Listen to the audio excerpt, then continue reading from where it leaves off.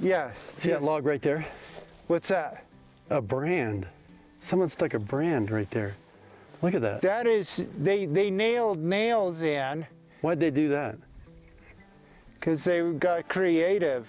It looks like a spider. Well, it looked like a brand that you'd stick on it, like a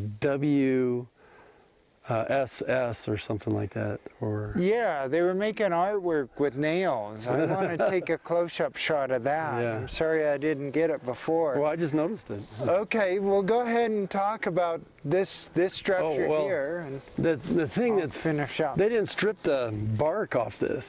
This is original bark, you know, from 120 years ago, and they just let it fall off with age and kind of used it for chinking. You know, it's not really good chinking, but if you notice right here, look right here. See that?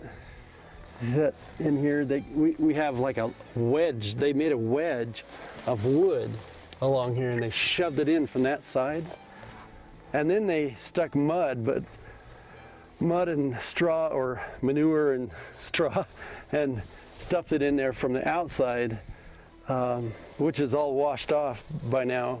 I noticed that you took pictures of stuff over there that it hadn't all washed off from, so maybe we could show yeah. that in there as well.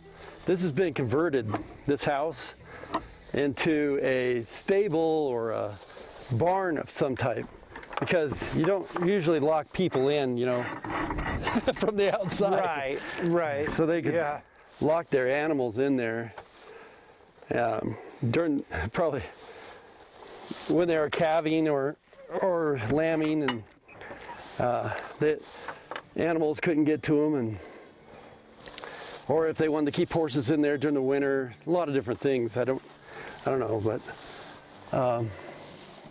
it's a beautiful little one. It's a perfect example from that time, and it's a big one.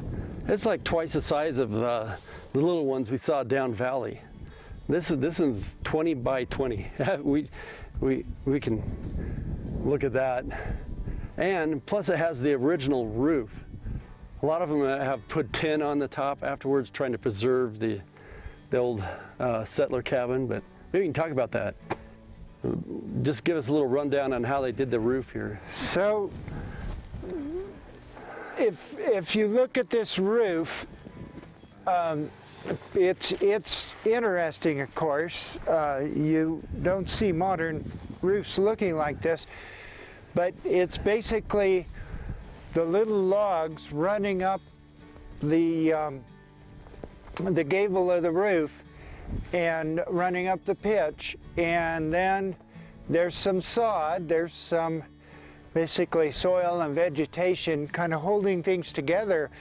But what's interesting is that there's a piece of joinery, there's a notch that joins this bottom log right here? This bottom log, and this is sort of like a stopper gutter that you would see in modern day houses.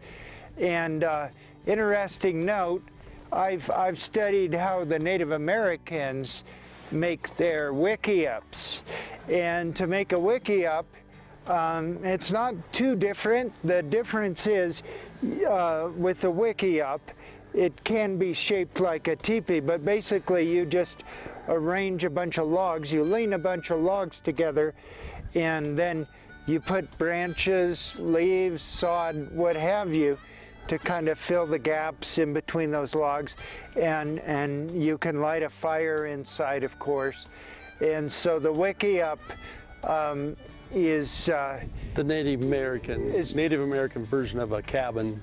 As far as materials are concerned, the wiky-up materials are not much different than one of these. Yeah.